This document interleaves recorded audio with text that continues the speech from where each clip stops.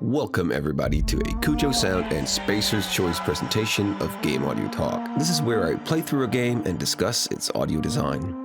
This series is about The Outer Worlds from Obsidian Entertainment. It's a really cool game, and a big up goes out to the audio team and audio director Justin E. Bell for making this, as there are several cool things to notice in the sound design of this game. A quick disclaimer here, this is not a review of the game. I'm not going to bash it or anything like that. Even though we break systems and exploit bugs, it's only to focus on why the game sounds the way it does, how it could be made or solved, etc. Another disclaimer here, this video will contain spoilers, so if you haven't played the game yet, consider doing so before watching this video. And a third and final disclaimer here, I did not work on this game. If you want to know how the sound design of this game is actually made, then there are plenty of videos out there about that. I'll link some of them in the description. Now, let's get to it. Time Dilation wise blend container mixing. One of the really cool mechanics in The Outer Worlds is the time dilation system. It's not like a new thing in games that we can slow down time and thus be more efficient at killing, but it's still great in this game.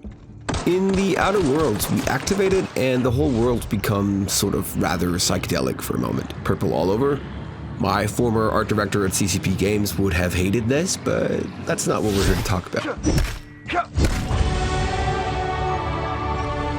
Notice how there is a soundscape for when in time dilation, and how it sounds different as we move or stand still.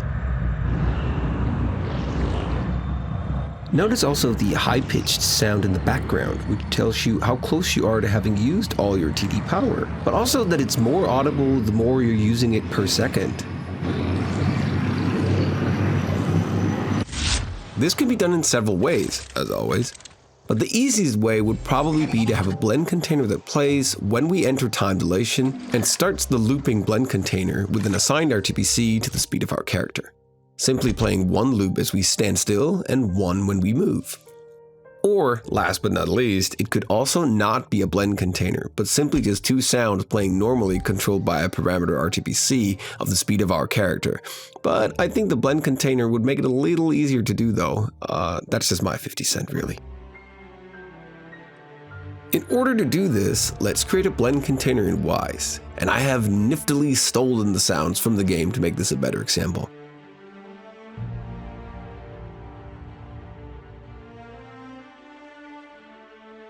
We have an going into TD mode sound, TD stands for time dilation, and a loop playing and an end event TD sound. Usually the start sound would also include the loop start action, and the stop sound would include the stop loop action.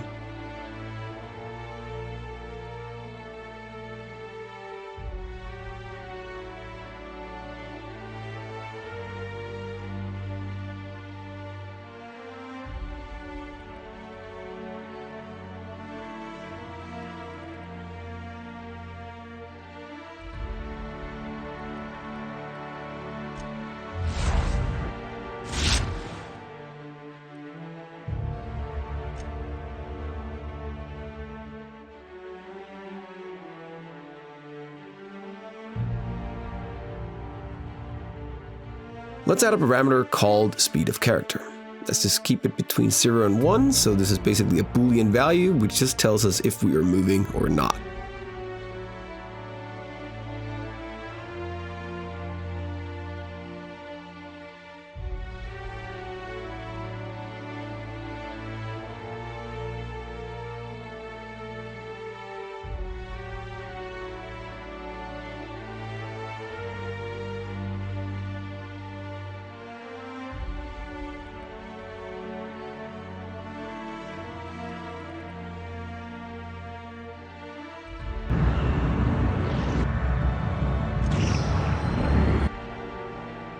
If we stand still, we will hear the standard loop playing from the blend container. If we move, the parameter will make sure that the second sound plays at the same time.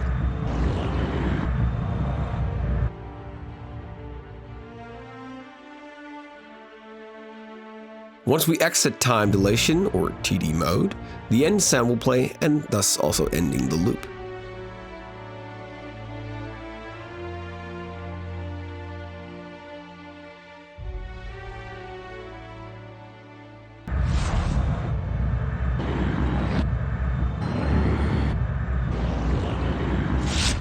My guess is that this is sort of how it's done in this game, and hopefully it's not too far off. It's effective, and it sounds really well. Actually, I think the whole game sounds really well, especially the Foley sounds of all actions, like picking up things, messing around with stuff in the menus, equipping items, and so on. It's really smooth.